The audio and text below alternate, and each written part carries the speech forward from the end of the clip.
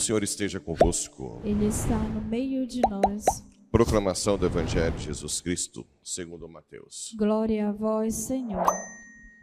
Naquele tempo, disse Jesus aos seus discípulos: Eis que eu vos envio como ovelhas no meio de lobos.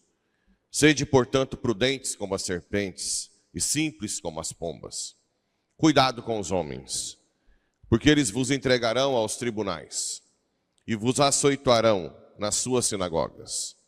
Vós sereis levados diante de governadores e reis por minha causa, para dar testemunho diante deles e das nações. Quando vos entregarem, não fiqueis preocupados como falar ou o que dizer. Então, naquele momento, vos será indicado o que deveis dizer. Com efeito, não sereis vós que havereis de falar, mas sim o Espírito do vosso Pai é que falará através de vós. O irmão entregará à morte o próprio irmão. O pai entregará o filho. Os filhos se levantarão contra seus pais e os matarão. Vós sereis odiados por todos, por causa do meu nome. Mas quem perseverar até o fim, esse será salvo. Quando vos perseguirem numa cidade, fugi para outra. Em verdade vos digo, vós não acabareis de percorrer as cidades de Israel, antes que venha o Filho do Homem. Palavra da salvação. A vós, Senhor. Caríssimos irmãos e irmãs rádio ouvintes que nos acompanham pelas redes sociais, na primeira leitura de hoje é o momento em que Jacó, Israel, pela acolhida do seu filho José, que tinha sido vendido, vai para o Egito para ter uma proteção maior. Já é algo também do projeto de Deus, de levar o povo de Israel para o Egito. Depois, com o tempo, vocês sabem que eles vão ser escravizados, e Deus vai fazer todo o seu projeto de libertação do povo do Egito, como prefiguração da libertação hoje do pecado. Moisés liberta o povo do Egito, Jesus nos liberta do pecado. Moisés leva a terra prometida, que é Israel, e Jesus nos leva à terra prometida, o céu. Pronto. Aqui já está se esboçando o projeto. Aqui também a gente tem a certeza de que Deus guia a história. A história é guiada por Deus, apesar de nós, apesar dos nossos livre-arbítrios, né? É um mistério. Como que Deus, que nos dá o livre-arbítrio, guia a história. E o Evangelho? O Evangelho hoje é bem emblemático. Eis que vos envio como ovelhas no meio de lobos. Sede, portanto, prudentes como as serpentes, simples como as pombas. O que quer dizer isso? O que Jesus quer? Gente, prestem muita atenção ao que eu vou falar hoje. Desde toda a humanidade, desde o início em que Satanás busca nos condenar, levar almas para o inferno, Satanás tem um projeto de domínio mundial, de tirar nossa liberdade, de nos dominar, de impor algo anticristão. Por isso que a Bíblia fala do anticristo. Bem, mas por que eu tenho batido na tecla que nós temos que urgentemente ter uma vida próxima, íntima a Deus, rezar muito, porque é a graça, é o Espírito que ilumina a sua mente para você detectar a ação do lobo no mundo. Depois, um pouco mais à frente, diz que os pais entregarão os filhos entregarão os pais ou os familiares próximos. Ou seja, esse lobo se infiltra tanto na sua família, quanto na nossa família igreja. Eu vou dar alguns exemplos para vocês acordarem rezarem. Hoje, por exemplo, a nossa igreja está muito dividida, né? Hoje tem uma ala que acha que essa missa não é tão santa quanto a anterior. Uma divisão interna grande. E nós estamos vendo algo muito grave. Eu vou dar alguns exemplos. Satanás, como projeto globalista de domínio, viu que é necessário que haja um total domínio dos alimentos e da água. Porque um povo que passa fome se rende a quem dá comida. Tem algo errado aí? Não. Existe um projeto, então, de destruição do agronegócio no mundo, no Brasil, principalmente dos países pobres. Esse projeto não tem nada de preocupação ambiental, apesar de que é o carro-chefe deles, usar a desculpa do meio ambiente. Porque eles são de países ricos, onde não se preservou nada, e eles não fazem nada para reflorestar seus países. Bem, até aí tudo bem. Até aí nós sabemos que é algo de fora. Só que a ideia da ecologia,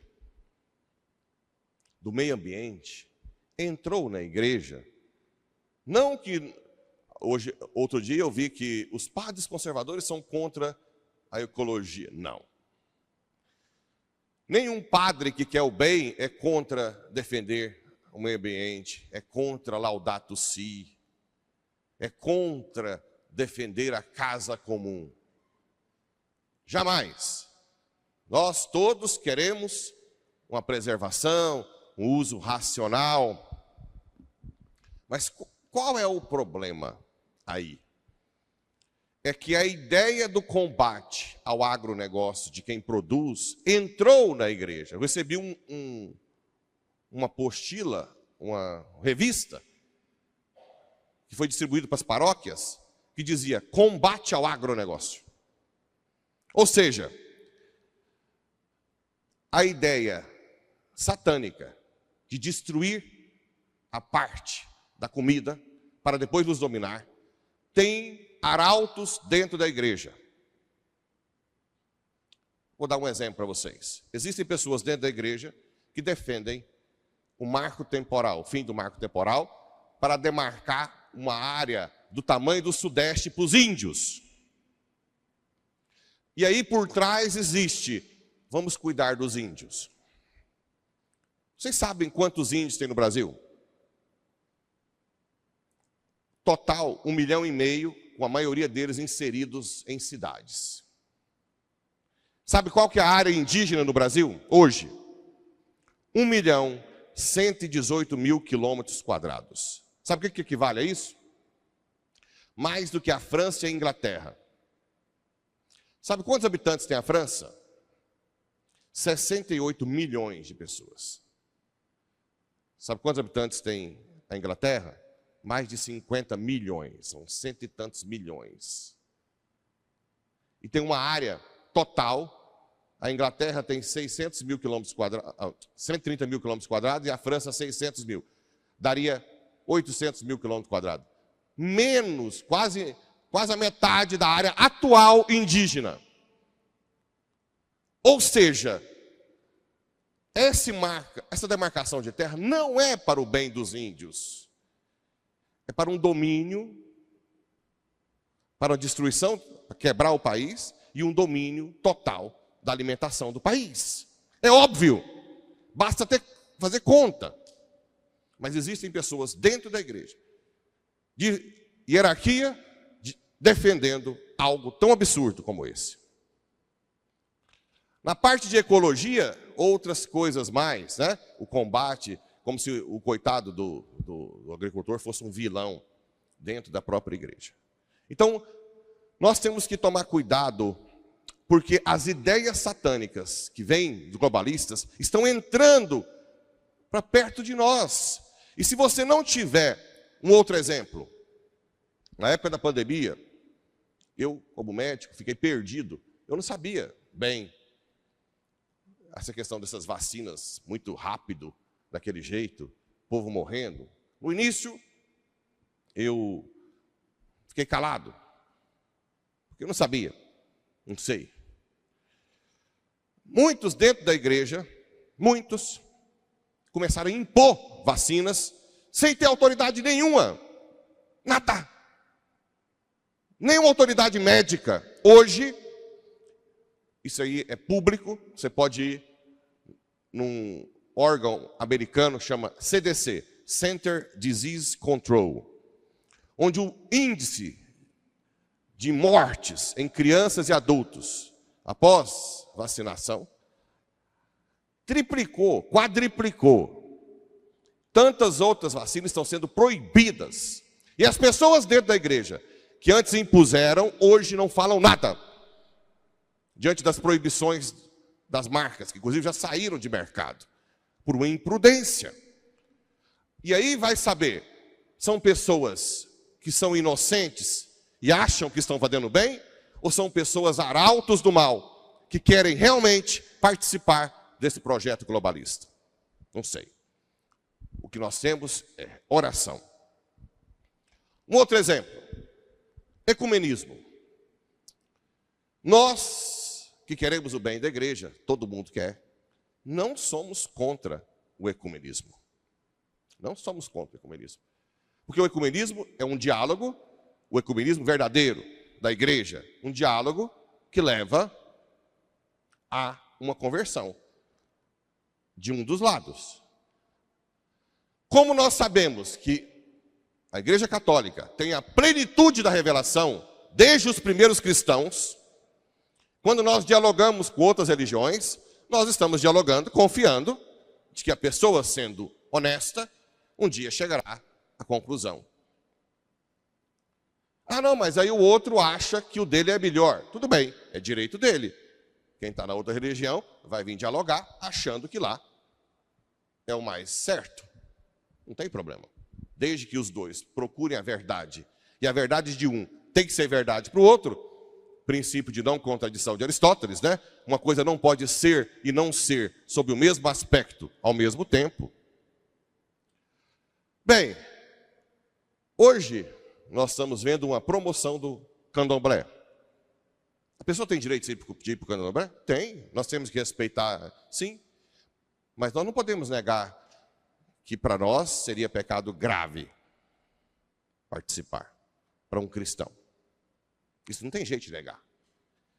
Pois os influencers foram agora na Expo Católica e receberam um livro oficial da igreja promovendo o candomblé. Se você quer respeitar, né? Se você quer deixar, é uma coisa. Mas isso acontecer internamente é muito grave. Eu tenho um padre, amigo meu, que mora na Finlândia, onde o catolicismo é 0,3%. A igreja ortodoxa, 1%. E o resto é o luterano, que virou tudo ateu.